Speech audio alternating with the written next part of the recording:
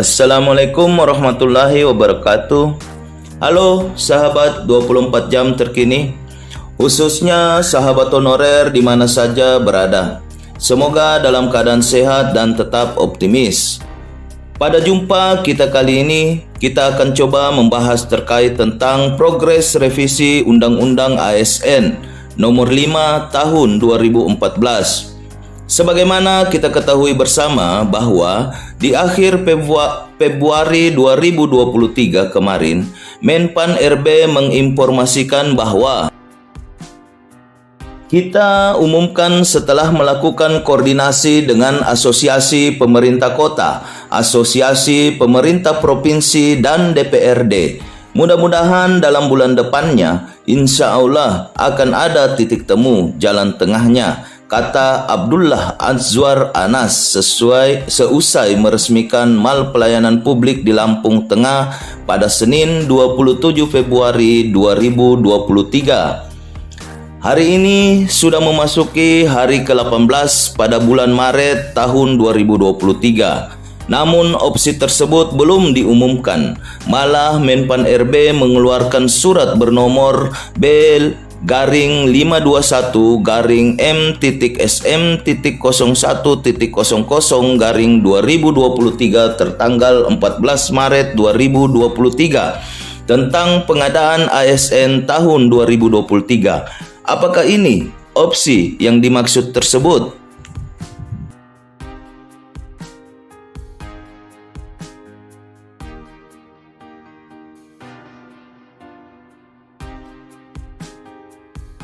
Dilansir dari jpnn.com, pasalnya dalam surat edaran tersebut secara gamblang Menteri Pendayagunaan Aparatur Negara dan Reformasi Birokrasi Menpan RB Abdullah Azwar Anas membatasi formasi jabatan CPNS dan P3K 2023. Dewan Pembina Forum Honorer K2 Tenaga Administrasi Indonesia Nur Baiti mengatakan tidak ada yang istimewa dengan surat Menpan RB tentang pengadaan ASN 2023. Adapun salah satu alasannya yaitu disayangkan dalam surat edaran tersebut tidak ada kekhususan buat daerah agar mengusulkan honorer K2 atau non-PNS untuk ikut tes P3K 2023 yang akan datang.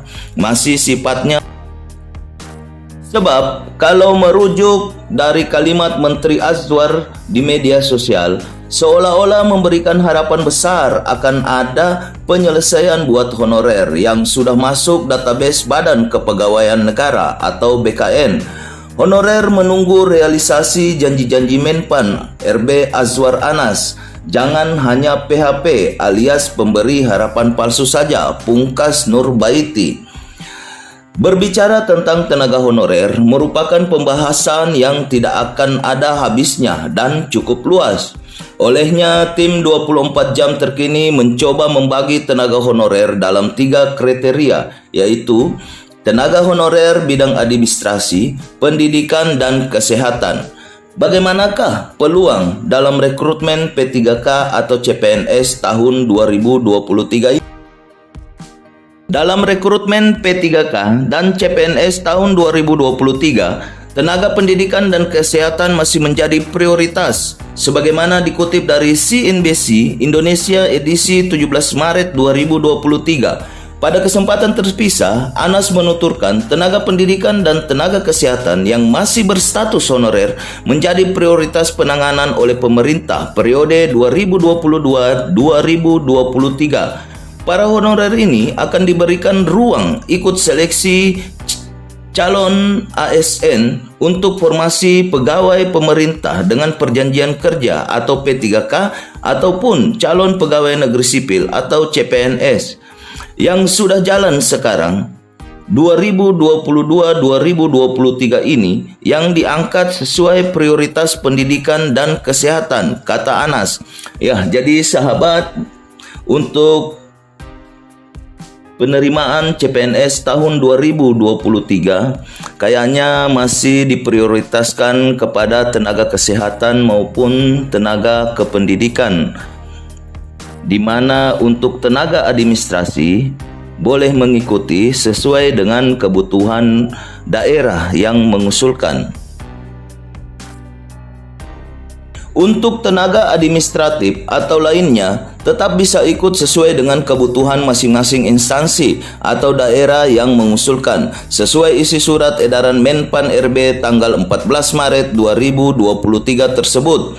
Penerimaan CPNS atau P3K tahun 2023 dipersilahkan bagi siapa yang berminat dan sesuai dengan syarat ketentuan untuk mengikutinya.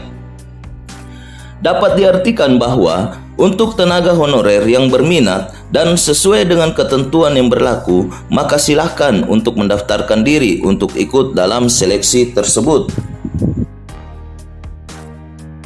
Mengapa pemerintah tidak mengangkat tenaga honorer atau tenaga non-ASN secara bertahap tanpa seleksi sesuai data yang ada di BKN atau Kemenpan RB? Terkait tanda tanya tersebut, sebagaimana dikutip dari artikel Ombudsman RI edisi 12 Oktober 2018 bahwa pemerintah beralasan dalam Undang-Undang Nomor 5 Tahun 2014 tentang Aparatur Sipil Negara tidak ada satu pasal pun yang dapat dijadikan dasar mengangkat pegawai honorer termasuk pegawai tetap non-PNS untuk menjadi PNS. Hanya yang paling memungkinkan mereka bisa diikut sertakan sebagai ASN dengan perjanjian kerja atau secara normatif disebut pegawai pemerintah dengan perjanjian kerja atau P3K. Tim 24 jam terkini jadi teringat dengan rencana revisi Undang-Undang Nomor 5 Tahun 2014. Karena mungkin dengan adanya pengesahan dari revisi itu, maka tenaga honorer dapat terakomodir semuanya. Bagaimanakah kabarnya? Mari kita terkinikan. Dikutip dari Twitter DPR RI menyebutkan bahwa dalam rapat paripurna DPR RI ke-17 masa persidangan ketiga tahun sidang 2016-2017 telah menyetujui revisi Undang-Undang ASN menjadi rencana Undang-Undang Usul Inisiatif DPR RI. Tahukah sahabat, rapat paripurna DPR RI Selasa 23 Januari 2017 yang dipimpin oleh Wakil Ketua DPR RI Fahri Hamzah mengagendakan pengesahan revisi Undang-Undang ASN sebagai usul inisiatif DPR. Ada 3 rekomendasi yang menjadi tuntutan terhadap revisi Undang-Undang ASN, yaitu 1. Mendukung DPR RI untuk segera mengesahkan perubahan atas Undang-Undang Nomor 5 Tahun 2014 tentang aparatur sipil negara sebagai inisiatif DPR RI. 2. Mendukung Presiden Jokowi untuk segera menerbitkan surat presiden atau surpres untuk pembahasan revisi Undang-Undang ASN antara pemerintah dengan DPR RI. 3. Mendukung atau mengesahkan revisi Undang-Undang ASN yang berkeadilan bagi pegawai pemerintah berstatus tidak tetap, honorer, kontrak, dan pegawai tetap non-PNS. Selanjutnya, apabila ketiga rekomendasi tersebut disetujui, maka berdasarkan mekanisme rencana undang-undang tersebut disampaikan kepada Presiden sesuai isi pasal 124 ayat 8 Tatip DPR RI dengan permintaan agar Presiden menunjuk menteri yang akan mewakili Presiden untuk melakukan pembahasan rencana undang-undang tersebut bersama DPR pasal 124 ayat 9 Tatip DPR RI. Selanjutnya, dilakukan pembahasan tingkat 1 di Pansus Komisi yang membidangi dalam hal ini adalah Komisi 2 DPR RI. Dan kemudian dibahas di tingkat 2 rapat paripurna DPR untuk kemudian disahkan menjadi undang-undang. Itulah sekilas atau tahapan dalam hal pengesahan atau tidak progres atau alur tersusun sesuai dengan mekanisme undang-undang terhadap usulan rencana undang-undang yang akan diusulkan dan kemudian nantinya akan ditetapkan menjadi undang-undang. Baiklah sahabat, melalui kesempatan ini tim 24 jam terkini mengajak sahabat untuk memantau progres dari revisi Undang-Undang ASN tersebut. Pada laman web DPR RI sudah sejauh manakah? Mari kita terkinikan. Silakan sahabat masuk pada halaman web DPR RI, masuk pada menu legislasi. Di situ ada terbagi dua, yaitu Prolegnas 2020 sampai 2024 dengan Prolegnas prioritas. Kita coba masuk di Prolegnas prioritas. Tim 24 jam terkini mencoba merangkum perjalanan RUU ASN tersebut. Perjalanan RUU ASN nomor 5 tahun 2014 terbagi dalam dua periode, yaitu periode tahun 2015 sampai 2019. Di mana dalam periode tahun 2015 sampai 2019 dapat kita lihat di layar, yaitu diusulkan pada tanggal 20 Juni 2016 disiapkan oleh DPR RI. Progres RUU tersebut terbagi dalam dua tahap, yaitu tahap penyusunan dan tahap pembahasan. Pada tahap penyusunan terdapat 3 rangkaian, yaitu RUU usulan komisi, terus masuk ke tingkat berikutnya harmonisasi dan penetapan usul DPR RI. Pada tahap pembahasan terdapat 2 tingkatan, yaitu pembahasan tingkat 1 dan pembahasan tingkat 2. Adapun rekam jejak revisi Undang-Undang ASN tahap 1 periode tahun 2015 sampai 2019 sebagai berikut. Pada tahap ini merupakan tahap yang panjang, yaitu terdapat 6 kali rapat harmonisasi dan 9 kali rapat pembahasan, baik itu pembahasan dengan pemerintah maupun dengan forum honorer. Namun belum tercapai kesepakatan antara DPR RI dengan pemerintah. Masing-masing tingkatan terdapat dokumen hasil rapatnya, di mana sahabat dapat cek dan lihat pada laman web DPR RI tersebut. Salah satu hasil pembahasan revisi Undang-Undang ASN pada tanggal 24 Januari 2018 menghasilkan risalah rapat yang poin-poinnya sebagai berikut. Ini disampaikan oleh pimpinan rapat pada saat memulai acara rapat. Rapat kerja pada hari ini adalah sebagai tindak lanjut atas rapat kerja sebelumnya yang telah dilaksanakan pada tanggal 24 Januari tahun 2018, di mana pemerintah bersama DPR berkomitmen untuk menyusun payung hukum dalam menyelesaikan permasalahan tenaga honorer melalui perubahan Undang-Undang Nomor 5 Tahun 2014 tentang Aparatur Sipil Negara.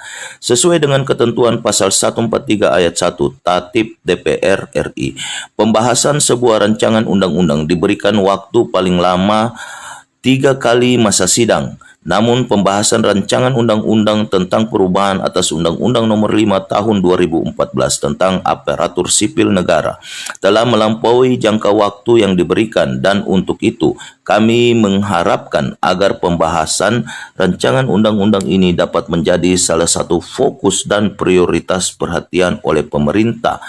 Hal tersebut diminta oleh pimpinan rapat agar pemerintah memprioritaskan rancangan undang-undang tersebut untuk menjadi perhatian. Berdasarkan ketentuan Pasal 138 Ayat 1 Tatip DPR, menyatakan bahwa masalah rancangan undang-undang dan pembicaraan tingkat 1 dilakukan dengan kegiatan sebagai berikut. Pengantar 1. Pengantar musyawarah. 2. Pembahasan daftar inventaris masalah. 3. Penyampaian pendapat mini sebagai sikap akhir. 4. Pengambilan keputusan. Ya, jadi pada rapat ini ada 4 agenda yang ditentukan, yang dimana diharapkan dapat tercapai pengambilan keputusan kesepakatan antara DPR RI dengan pemerintah terkait tentang revisi undang-undang tersebut. Selanjutnya, Ketua Rapat atau DPR RI meminta agar pemerintah menyusun daftar inventaris masalah terkait tentang RUU ASN tersebut. Selanjutnya, dalam rapat tersebut, Menpan RB menjelaskan keseriusan pemerintah dalam menangani permasalahan honorer dengan bukti nyata pengangkatan tenaga honorer K1 dan K2 pada kurun waktu 2005 sampai 2014. Berikut adalah data pengangkatan yang dimaksud.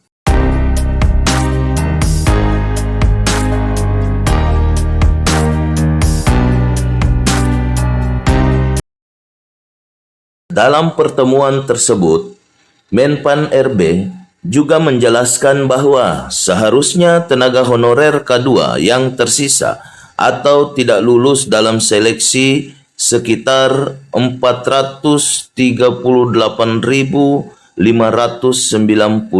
orang. Dan sebenarnya sejak penetapan PP nomor 48 tahun 2005 tentang pengangkatan tenaga honorer menjadi CPNS di pasal 8 bahwa sudah ada larangan untuk mengangkat tenaga honorer atau sejenisnya. Jadi hal pelarangan pengangkatan tenaga honorer rupanya sudah ada sejak tahun 2005 di dalam PP nomor 48 tahun 2005 tersebut. Ya, mungkin saja dengan adanya larangan tersebut, namun pembagian pemerataan SDM ASN belum merata sampai ke daerah-daerah yang mengakibatkan daerah-daerah atau kabupaten kota mengangkat tenaga honorer atau sejenisnya. Khusus untuk paragraf ini, menguraikan salah satu bentuk keseriusan pemerintah dalam mengatasi penyelesaian tenaga honorer, khususnya terfokus pada tenaga honorer K2 yang tidak lulus dalam seleksi tahun 2013. Selanjutnya, Ketua Rapat meminta agar pemerintah menyampaikan laporan atau penjelasan belum selesainya daftar inventaris masalah atau DIM terkait tentang RUU ASN nomor 5 tahun 2014 tersebut. Dalam rapat tersebut, Menpan RB meminta diberikan waktu untuk melakukan verifikasi dan konsolidasi dengan beberapa menteri terkait. Pada prolegnas periode 2015-2019, RUU ASN nomor 5 tahun 2014 belum mendapatkan kesepahaman atau kesepakatan antara DPR RI dan pemerintah, sehingga pada prolegnas periode tahun 2020-2024 RUU tersebut diusulkan kembali oleh DPR RI pada tanggal 17 Desember 2019. Sebuah harapan kembali diangkat dan mereka sahabat honorer tetap melaksanakan tugas dan fungsinya walau statusnya masih tanda tanya.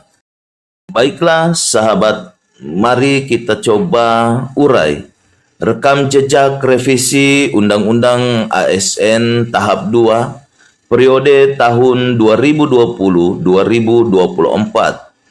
Berdasarkan rekam jejak yang terlihat dan dokumen hasil rapat, belum ada pembahasan lanjut antara pemerintah dan DPR RI terkait RUU ASN tersebut.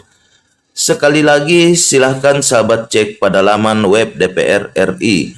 Ya, sampai dengan saat ini, ternyata pada tahap Prolegnas 2020 sampai 2024 untuk pembahasan lebih lanjut tentang revisi Undang-Undang ASN tersebut dengan pemerintah itu belum ada tindak lanjutnya atau belum menghasilkan risalah atau dokumen rapat lebih lanjut.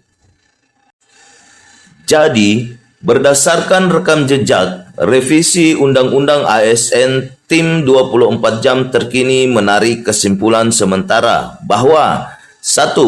Pembahasan revisi Undang-Undang ASN Nomor 5 Tahun 2014 merupakan pembahasan yang cukup lama karena telah melampaui jangka waktu yang diberikan, yaitu 3 kali masa sidang pada Prolegnas tahun 2015-2019, sehingga diusulkan kembali masuk pada Prolegnas tahun 2020-2024. 2. Data tenaga honorer yang masih berubah pada Prolegnas tahun 2015 sampai 2019 mengharuskan pemerintah untuk melakukan validasi ulang, sehingga membutuhkan waktu lebih dalam hal tersebut.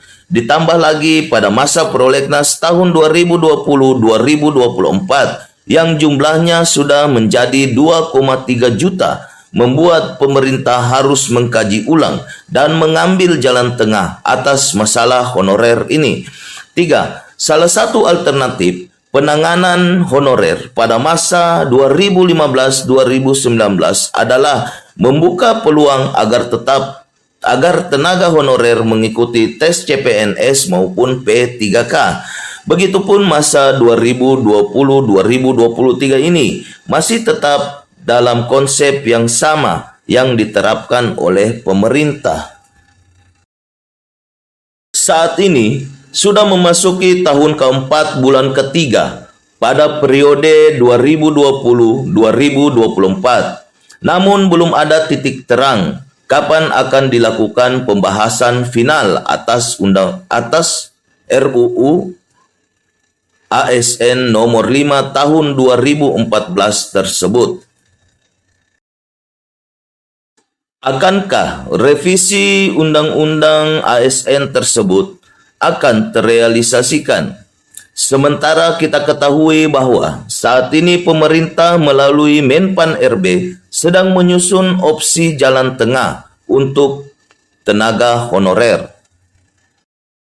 Baiklah sahabat, semoga saja opsi jalan tengah yang dijanjikan oleh pemerintah adalah opsi terbaik untuk sahabat honorer.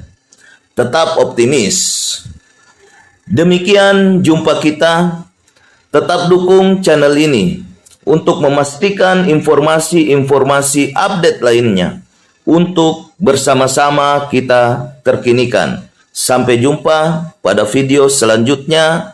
Jangan lupa subscribe, like, dan komen. Terima kasih.